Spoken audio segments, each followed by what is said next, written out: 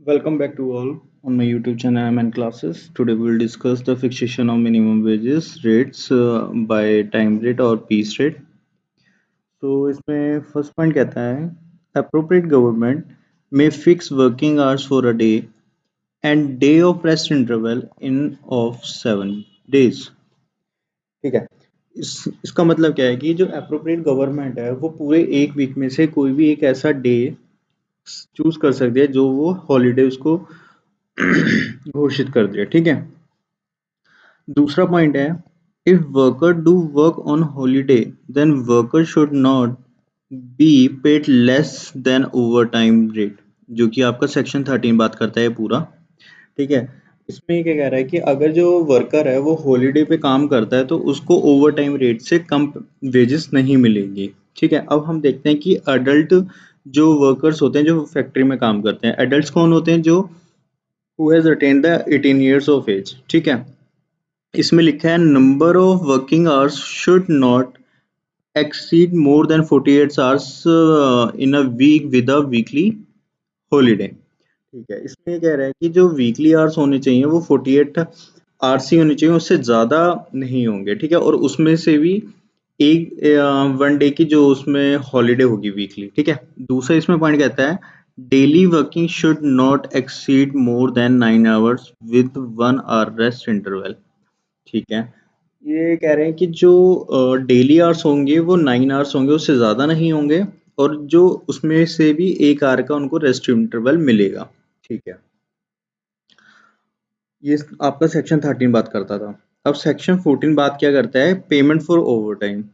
Payment for over time ये heading से ही पता लग रही है कि अगर कोई भी पर्सन नॉर्मल वर्किंग आवर्स से काम ज़्यादा करता है। ठीक है। जैसे उसके मान लीजिए 8 आवर्स तक का वर्किंग आवर्स थे उसके, बट उसने क्या करा, 8 घंटे से भी ज़्यादा काम करा। तो जब 8 घंटे से काम करा तो उसको जितने ज़्यादा उसने घंटे काम करे उसको उस पीरियड के लिए उसको ओवर टाइम वेजेस प्रोवाइड की जाएंगी। ठीक है। ये आपका सेक्शन 14 बात करता है, ये भी हो गया। अब हम देखते हैं सेक्शन 15, जो कि आपका बात करता है in case workers who works less than normal working days. ठीक है। अब जो वही वर्कर था उसके नॉर्मल वर्किंग आवर्स 60 घंटे थे, बट उसने काम किया अगर 8 घंटे से भी कम काम करा है, तो उस केस में क्या क्राइटेरिया है वो देख लेते हैं एक बार। जैसे इसमें लिखा है कि if he fails to work due to the employer's fault then employer shall pay the wages for full normal working days. अब देखिए अगर जो एम्प्लॉय था वो किसके फॉल्ट से काम नहीं कर पाया? एम्प्लॉयर के। भाई एम्प्लॉयर ने ऐसे मान लीजिए उसको असाइन ही ना करा हो कोई काम, तो वही असाइन एम्प्लॉयर का फॉल्ट था, तो इसको इस केस में एम्प्लॉयर पे करेगा अमाउंट। ये नहीं कहेगा कि भाई तुमने काम नहीं करा था, तो मैं पे नहीं करूंगा, तो ये गलत है। ठीक है। इसका एक एक्सेप्शन भी है। If he fails to work due to his own fault then he shall not be entitled to receive the full salary.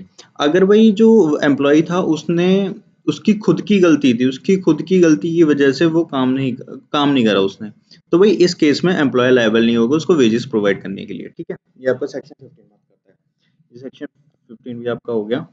अब देखते हैं हम सेक्शन 16 कहता है वेजेस फॉर 2 और मोर क्लासेस ऑफ वर्क। ठीक है। इसका ये है कि अगर मान लीजिए कोई एक वर्कर है, वो 2 डिपार्टमेंट में काम करता है। ठीक है। सपोज कर लीजिए कि वो ए डिपार्टमेंट है उसका। ठीक है। और एक है बी। ठीक है। अब ए में उसको 5000 मिल रहे हैं। ठीक है। और बी डिपार्टमेंट में उसको 5000 मिल रहे हैं। ठीक है। अब भाई एम्प्लॉयर जो है उसको दोनों डिपार्टमेंट से पैसे देने पड़ेंगे। अब ये नहीं कह सकता कि भाई तुम पहले वाली डिपार्टमेंट में भी काम कर रहे हो तो भाई मैं तो तुम्हें बी डिपार्टमेंट का काम वो पैसे नहीं दूंगा। तो भाई वो दोनों में काम कर रहा है तो वो दोनों के लिए एंटाइटल है। ठीक है। एम्प्लॉय जो है, तो आपका ये सेक्शन 16 भी हो गया कंप्लीट। ठीक है। इसी के साथ अब आते हैं हम सेक्शन 17 पर। सेक्शन 17 क्या कह रहा है? ये कहता है कि minimum time rate wages for piece rate work. ठीक है। जो आपका सेक्शन 17 बता रहा है। अब जो टाइम रेट जो फिक्स होगा वो पीस रेट के हिसाब से कैसे होगा? देखो अगर क्या कहते हैं अप्रोप्रिएट गवर्नमेंट ने कोई फिक्स करा होगा टाइम, तो वो इसी के अकॉर्डिंग दे देगी। ठीक है। अगर नहीं करा होगा तो उसको नॉर्मल टाइम रेट के हिसाब से पैसे मिल जाएंगे। ठीक है, यहाँ पे लिखा हुआ है। ये थोड़ी है ना, मैंने बाद में ऐड ऑन करी थी चीजें जो कि सही बैठ नहीं रही थी। एक बार देख लेना, लैंग्वेज ये गलत है इसमें। ठीक है, बस जो मैंने बताया बस उतना ही है इसमें, और कुछ नहीं है। ठीक है।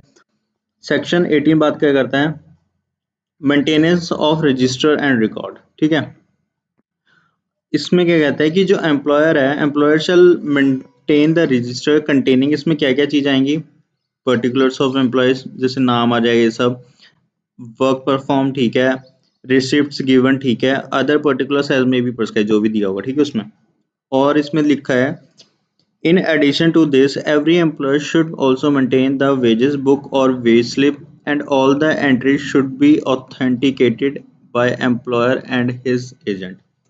ठीक है, इसमें लिखा है कि एम्प्लॉयर जो कि एम्प्लॉयर को वो भी मेंटेन करनी पड़ेंगी, जो जैसे वेज बुक होती है, वेज स्लिप्स होती है। ठीक है, और उसको सारी एंट्रीज करनी पड़ेंगी, या तो वो अथेंटिकेट किससे हो, एम्प्लॉयर से खुद से हो, या उसके खुद कोई एजेंट से, उसने कोई ऑथराइज करा होगा अपना एजेंट, तो उससे हो जाए। ठीक है, तो आपका सेक्शन 18 हो गया।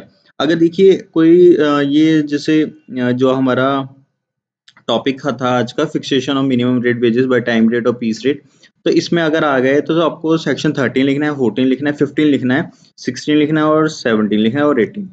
अगर आपको देखो 18 तक तो मस्ट है ही। अगर आपको 19 ऐड को ऑन करना है तो आप लिख सकते हैं, एंड 19 आपकी इंस्पेक्टर की बात करते हैं। इंस्पेक्टर भाई कौन होगा, कैसे होगा, तो इसमें लिखा हुआ है कि inspector shall be appointed by the appropriate government and the defined its local limits in which they have to perform their duties. ठीक है, हिज ड्यूटी टू परफॉर्म, अब उसकी क्या क्या ड्यूटीज है, इसमें लिखा है कि जो अप्रोप्रिएट गवर्नमेंट है वो उसको अपॉइंट करेगी, उसकी लिमिट सेट कर देगी, इस लिमिट से वो बाहर काम नहीं कर पाएगा, काम नहीं कर सकेगा। ठीक है, उसमें पॉइंट्स है जैसे visit factory at reasonable time, ठीक है, एग्जामिन एम्प्लॉयर्स एम्प्लॉय, ठीक है, can conduct the inquiry, supervise the payment of wages, ठीक है, can ask for the documents original और copy, can exercise the power prescribed by the act.